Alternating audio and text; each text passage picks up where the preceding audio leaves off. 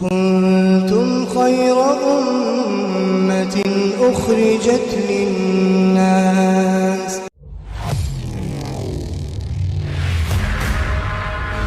تو دوستو بات چل رہی تھی آج جو سارے عالم میں ہمارے ایمان والے بھائی پریشان ہیں، مسلمان بھائی پریشان ہیں، تو آخر ایسا کیوں ہے؟ کبھی ہم نے اس کے اوپر غور کیا، کبھی اس کی فکر کی، کبھی اس کے بارے میں پڑھن ہمارے دل میں ہوئی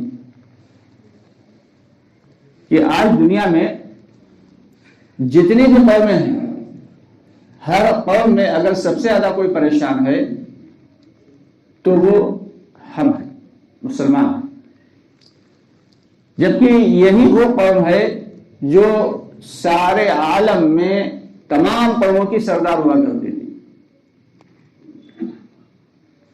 تو اب اس بات کو ہمیں سمجھنا ہے کہ آخر ایسا کیا ہے جو ہمارے اندر تھا اب موجود نہیں۔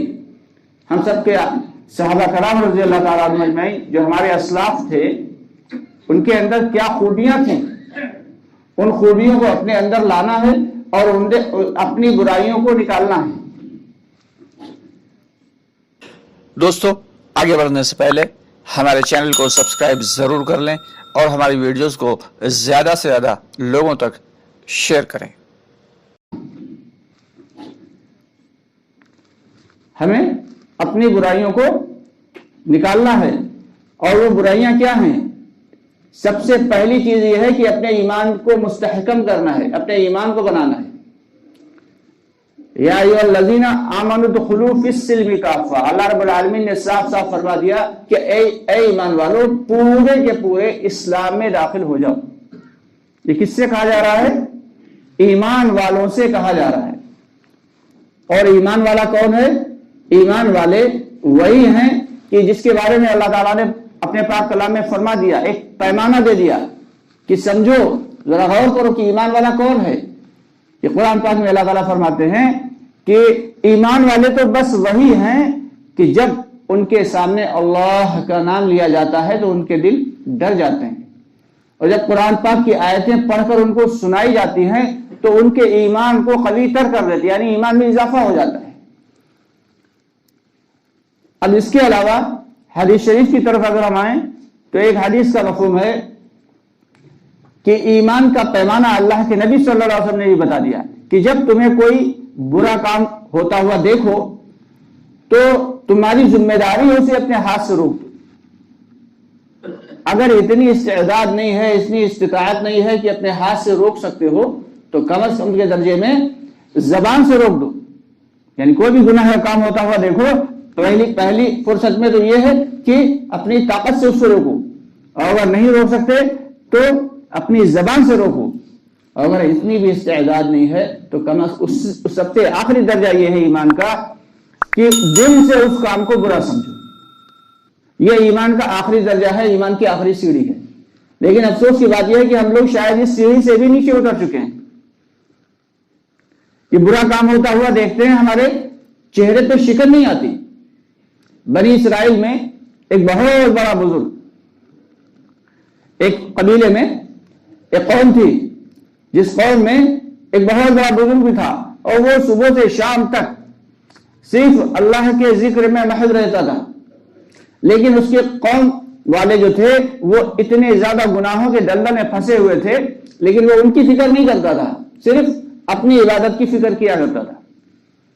اللہ رب العالمین نے اس قوم کی حرکتوں کو دیکھا، اور جب ان کی گستاخیاں بہت زیادہ بڑھ گئیں تو اللہ کی جانب سے ان پہ عذاب نازل کر دیا۔ جبرائیل علیہ السلام سے کہا جاؤ اس بستی کو اٹھاؤ اور اٹھا کے پلٹ دو۔ چنانچہ حضرت جبرائیل علیہ السلام آئے، دیکھا کہ ایک بہت نیک اور برگزیدہ بندہ ہے جس نے پلک جھپکنے کے برابر بھی اللہ رب العالمین کی نافرمانی نہیں کی ہے۔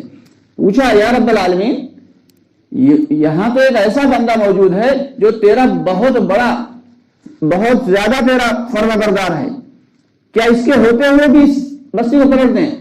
تو اللہ رب العالمین نے فرمایا کہ پوری بستی کو اٹھاؤ اور اسی بندے پہ پلٹ دو۔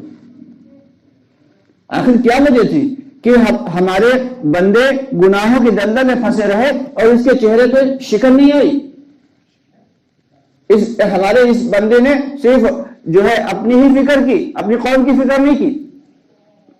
تو ہم سب کی ذمہ داری صرف اپنے تک نہیں ہے کہ ہم بس یہ سوچ لیں کہ چلو الحمدللہ ہم نے نماز پڑھ لی، انف کافی ہے، ہم نے جو ہے اللہ کے حکم کو ادا کر دیا کافی ہے. نہیں، ایسا نہیں ہے. یہ امت محمدیہ کیا خاصہ ہے.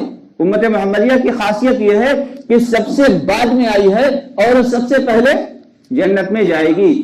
حضرت محمد صلی اللہ علیہ وسلم جب تک جنت میں نہیں چلے جائیں گے سارے نبیوں پر جنت حرام ہے. حضرت محمد صلی اللہ علیہ وسلم کا پہلا حق ہے کہ آپ صلی اللہ علیہ وسلم جا کے، آپ کے پاس چابی ہے جنت کی، جائیں گے اور چابی سے تالا کھولیں گے جنت کا. جب آپ پہنچ جائیں گے تب باقی انبیاء کرام جائیں گے. اسی طریقے سے جب تک امت محمدیہ جنت میں داخل نہیں ہوگی اس سے پہلے کوئی بھی امت داخل نہیں ہوگی. جبکہ ہم سے پہلے جو امتیں تھیں ان کی کسی کی عمر 500 سال، کسی کی عمر 1000 سال، کسی کی 2000 سال، ایسی عمریں ہوا کرتی تھی. موسیٰ علیہ السلام کے پاس ایک بوڑھی عورت آئی اور کہنے لگی کہ نبی جی آپ تو کلیم اللہ ہیں، آپ تو اللہ تعالیٰ سے بات کرتے ہیں. اور حقیقت ہے کہ حضرت موسیٰ علیہ السلام جاتے تھے کوہ طور پہ اور ڈائریکٹ بات کرتے تھے اللہ تعالیٰ سے. اس نے کہا کہ آپ اللہ تعالیٰ سے دعا فرما دیجئے، اب کہ آپ جائیے ملاقات کریے تو اللہ تعالیٰ سے کہہ دیجئے گا کہ میرے بچے جو ہوتے ہیں وہ بہت جلدی انتقال کر جاتے ہیں، بچپن میں بچتے نہیں. موسیٰ علیہ السلام نے کہا کتنی عمر میں؟ کہا بس وہ 200-300 سال زندہ رہتے ہیں، 200-300 سال کے بعد ان کا انتقال ہو جاتا ہے. تو موسیٰ علیہ السلام نے فرمایا کیا تمہیں معلوم ہے کہ آنے والے دور میں ایک امت ایسی بھی آئے گی، ایک قوم ایسی بھی آئے گی جن کی عمر 60-70 برس ہوا کرے گی؟ تو وہ عورت، بوڑھی عورت جو تھی، عورت تھی، حیرت سے کہنے لگی کیا 60-70 برس عمر ہوگی؟ کیا وہ لوگ رہنے کے لیے اپنے گھر بھی بنایا کریں گے؟ تو موسیٰ علیہ السلام نے فرمایا کہ ہاں وہ لوگ گھر بنائیں گے اور اتنے اونچے اونچے گھر ہوں گے کہ تم گمان بھی نہیں کر سکتی ہو.